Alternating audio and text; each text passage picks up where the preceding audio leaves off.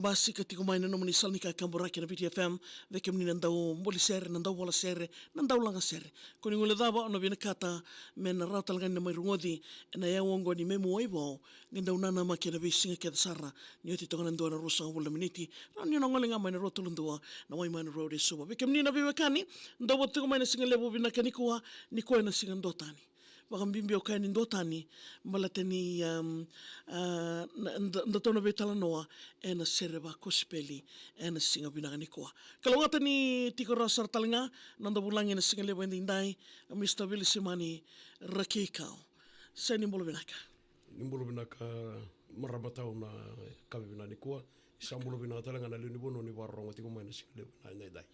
Na boleh sarap kemni na ndo tiko mai kenya sarap taltingan ya mondo talanga ni rowe talanoa ya ya sana ni ngarabitabi era kadibikina.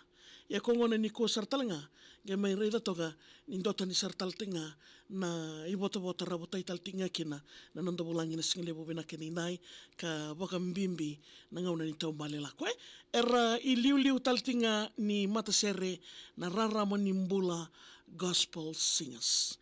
Terang tahu ni talno takamanda nanum ni matasere. Binaka na bebekani ni warong tiko ni ko raramo ni mbula gospel singers. Endo na matasere ka artu lewena tiko ngana ngone ngai bale. Tau ya buti ko ngana nungku bilu taki. Ka artu lewena tiko ngana lubengo mai bale artu le tolu tiko ngone lewa. Bebu ke tiko tina artu na kana ndo bola itela ngana sere. Nangono ngai ndo lutu kina kana tuku bambota ni ngono saranga sota bibiti kina nandrende nangono ni COVID-19. Songolati awa mai resign telenga kina daka. Wati ko saranga ibale sara lutu tiko na bitu ko so. Mana rara mangani bosa merra ni boka meu teki kenda. En nambutu rara ni mbutu solengi kenda tiko sini ngona rara. Ka nangan ribi mena labiti dake kina. Ana bune to abu kina na mata serengo na rara mani bola gospel singers. Ya bikem ni na bewekani mata itu kan ni nor tukat katoni rabare takatal tinga ena singa bina kini na kena mai tau yabo. Ya tolu na sero rita ni ko to mai lo malangi e kawai. Ni talno takamanda na kenango rao mena viva ungeti tiko na nonda rutombale lako na visinga enandel ni buruburongo e bina kana vive kani kala ni ngono nona itala no indona daurobo ndona daurobo wa ndono makana ngono ni awareness wa idori mai langere ena moni mbaki sauti daurobo ngonga tukuni alota kana kae wa idori na nonombula yo koya sisi taoni e dabo saranga ngono ni kambasuna nona matabo vale to vitala tala nono vichinani sana no musara ko ni sadha wa ikana mbula sini nama ko ni ndona ngauna na kadibi ko ni suna kalo ena mbutu rarani no vanga ngarambulo bulo ko anga shota bon total na wene se wa iduri ngalo mani taune no usuri ngai wa bunu kino no soli mbulo na ngone ngo mele stale wana kalo na no ulu tanga tuni tukuni alo longalang se kawe tu e ana ngani sere to langa tati ona wane no kawe lo malang se mani bada na rakini mbulo mbedi enda ndui lago du rumo kenda na bisinga ando ni no mbulo se kawe tinga lo malang si mani sa ado sar na mbani bo kana ngoni din roya o tango ni ngone mai bale se raronga ni mbimbi mo na bukuna ngana lobena mena li subo li stali bale matata bina ngana kena yana singa lebo bina kedinda vikim ni na weka ninda wode tiko mai mona numi koya kambuliko terang tahu na kena ya saba matata bina kato klaka na tutu ni buko solomon ngor kala ni tutu ni provisai no boswa ninda ubuna na kena wasiti ni garu na tingine ndo tuno tiko nda ubuna na kena mala ni boswa ka pertania. Remember now your creator. Nanumi kona na ni mundo ni bembuli. Ni ko sedo ba mo nambula ni tamangone. Ni sember ni adona visau ni ngauna. Sember ni toro mana bi ambaki. Mona kaiki na usa senga ni bina kata na kango. E sini ngauna rau tiga matamu. Sini ngauna rau na nrakenda na sotaba na bi ngauna mai muri. Ngo senga ndonu ni seti ko ni dingo ni mbula. Seti ko na kaukaua. Senga ndonu ni tabaka sangarali suna na ndonu bembuli. Mata koenga e kilati ko koya.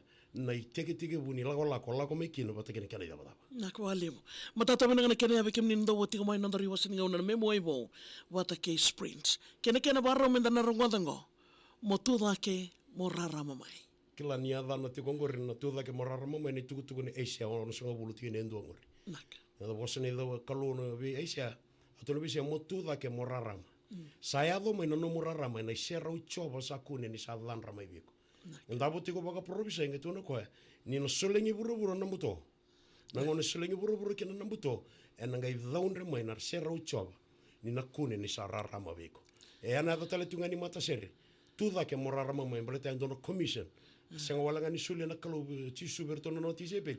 A suli kede bekanda. Menda rarama ke burabura. Na koro tarata na ulu ni bonua. Ena senga ni tambo na kirao.